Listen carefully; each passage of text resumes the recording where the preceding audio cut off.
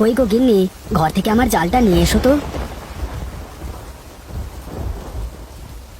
হ্যাঁ গো, এত বৃষ্টি নেমেছে, এর মধ্যে তুমি তুমি জাল নিয়ে নদীতে মাছ ধরতে যেতে পারবে?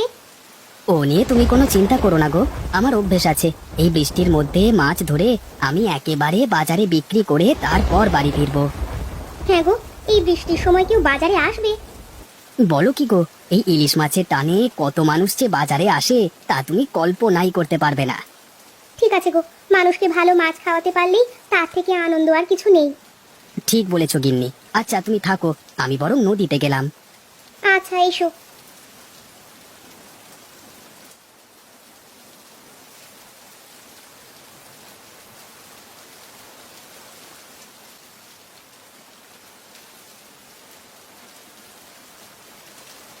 আরে গোপাল, তোমার এতক্ষণে আসবার সময় হলো?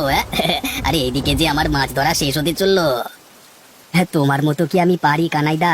আমি ছোটখাটো মানুষ, আমি ওই 10-12টা মাছ ধরে বিক্রি করতে পারলেই অনেক। সেই আর কি, এই সকাল সকাল এলে তো তুমি মাছ পাবে, তাই না? আমি সেই সকাল থেকে এসে বৃষ্টির মধ্যে ভিজে ভিজে এত মাছ ধরেছি, এখন আমি এগুলো বাজারে বিক্রি করে ভালো লাভ কামিয়ে নেব। ঠিক আছে কানাইদা, তুমি চলো। হ্যাঁ, আমি কয়েকটা মাছ ধরে নিই, বেশি বৃষ্টিতে ভিজলে আবার শরীর খারাপ করে যাবে। তুমি তো জানো কানাইদা, আমার শরীর তোমার মতো অত শক্তপোক্ত না। ঠিক আছে ঠিক আছে গোপাল, হ্যাঁ তাহলে আমি এগুলাম, তুমি বরং মাছ ধরে নিয়ে এসো, কেমন? হ্যাঁ ঠিক আছে।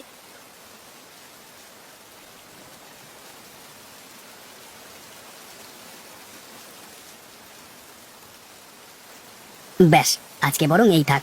বেশি লোভ করলে নদীমাতা খুব দুঃখ পাবেন। যাই, এবার এগুলো বাজারে বিক্রি করে যা লাভ হবে তাই নিয়ে বাড়িতে চলে যাই।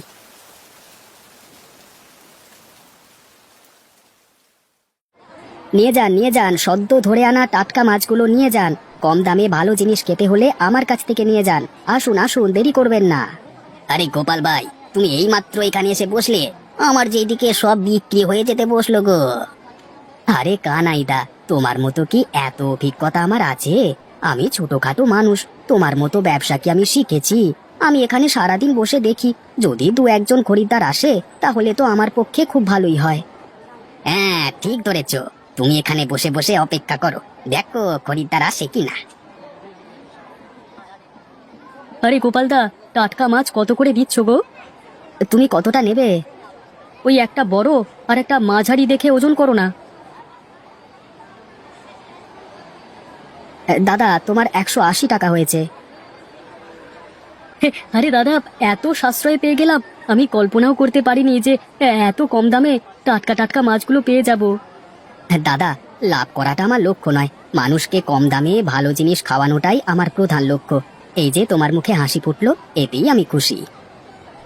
বাবা, কত কিছু দেখলাম জীবনে, দেখবো এরকম লাভ না করে তুমি কতদিন তোমার সংসার চালাও। তা মাছ কত করে দিচ্ছ?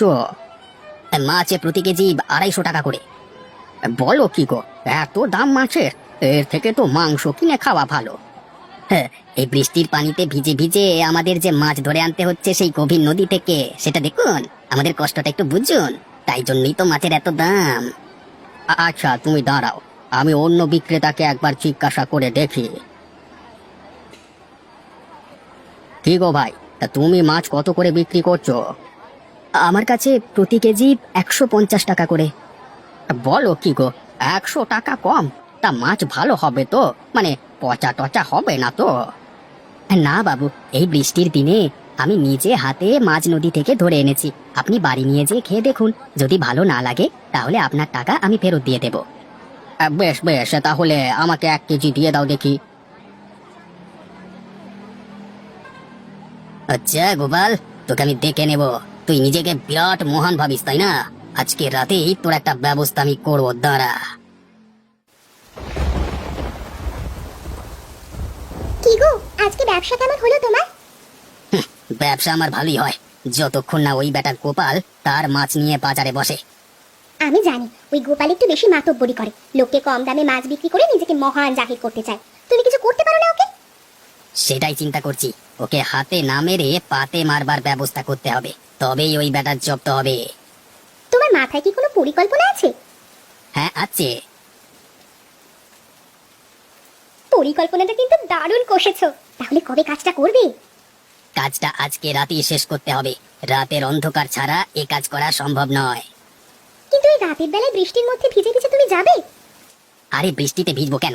মাথায় ছাতা দিয়ে যাব, আর মাত্র তো কয়েক মিনিটের কাজ। যাব, কাজটা করে আবার বাড়িতে চলে আসবো। তাহলে আর দেরি করে লাভ নেই, যত তাড়াতাড়ি কাজটা শেষ করবে ততই মঙ্গল। বেশ, তবে তুমি বসো গিন্নি, আমি তাড়াতাড়ি কাজটা শেষ করে বাড়ি চলে আসি, কেমন?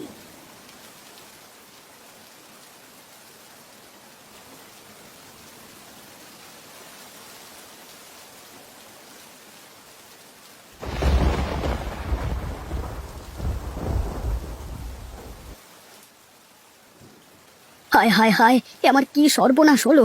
আমার ডিঙি নৌকাটা কোথায় গেল? এখন আমি কি করে মাছ ধরতে যাব?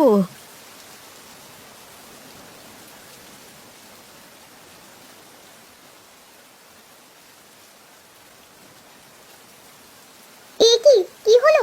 তুমি এই সময় চলে এলে যে? আর বলো না গো গিন্নি, আমাদের সর্বনাশ হয়ে গেছে। আমরা এবার না খেতে পেয়ে মারা যাবো গো গিন্নি। কেন, কি হলো? তোমার কি শরীর খারাপ করছে নাকি? গিন্নি, আমাদের ডিঙি নৌকাটা নদীর জলে ভেসে কোথায় যেন চলে গেছে। বলো কি গো, কিন্তু কিভাবে ঘটলো এই ঘটনা? জানি না গিন্নি, সেটাই তো বুঝতে পারছি না। কিন্তু তুমি কি কালকে ফিরবার সময় ভালো করে ডিঙি নৌকাটা বেঁধে আসোনি? হ্যাঁ, এসেছিলাম তো, আমার স্পষ্ট মনে আছে। আমি খুব ভালো করে প্রত্যেকবারের মতোই নৌকাটা বেঁধে এসেছিলাম। বুঝতে পারছি। তার মানে এটা কারো চক্রান্ত হতে পারে, যে তোমার একদমই ভালো চায় না। কিন্তু সে কে হতে পারে? তোমার কি কোনো শত্রু আছে? আমি তো মানুষকে সারা জীবন সাহায্য করে এসেছি, কম দামে মাছ বিক্রি করে। আমার শত্রু আবার কে হতে পারে বলো তো? তুমি তো মানুষকে সাহায্য করে আসো, কিন্তু তোমার এই সাহায্য অন্যান্য ব্যবসায়ীরা নিশ্চয়ই ভালো চোখে দেখে না। তারাই হয়তো এই কাজ করতে পারে। তাহলে কি কানাই দাদা? হতে পারে, বুঝলে। কানাই দাদার হাব ভাব দেখলেই মনে হয় সে তোমাকে কোনো মতেই সহ্য করতে পারে না, সব সময় তোমাকে ছোট করে। কিন্তু কানাই দাদা আমার সাথে এরকমটা করবে কেন?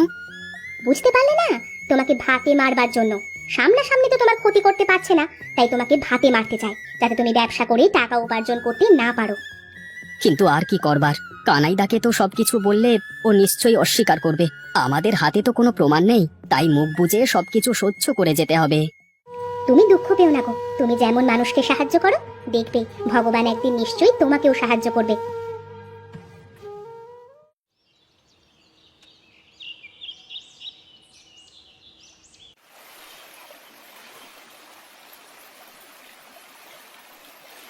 গোপাল ভাই, ঘরে আছো?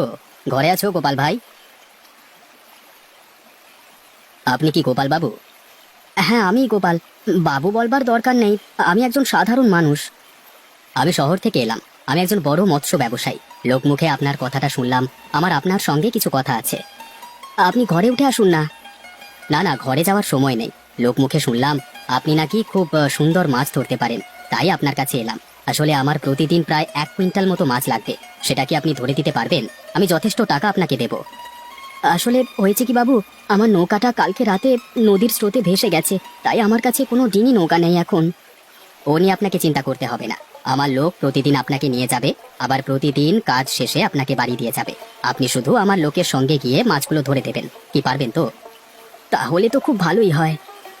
বেশ, আপনি তবে এই টাকা কটা ধরুন। এতে সর্বমোট 25,000 টাকা আছে। আপনি কাল থেকে আমাদের সাথে ব্যবসা শুরু করবেন। টাকা পয়সা নিয়ে আপনার কোনো চিন্তা নেই। ওগো, দেখলে তো, আমি বলেছিলাম না, তুমি যেমন মানুষের সাহায্য করো, তেমনি ভগবান তোমাকে সাহায্য নিশ্চয়ই করবেন। হ্যাঁ গিন্নি, তুমি ঠিকই বলেছো।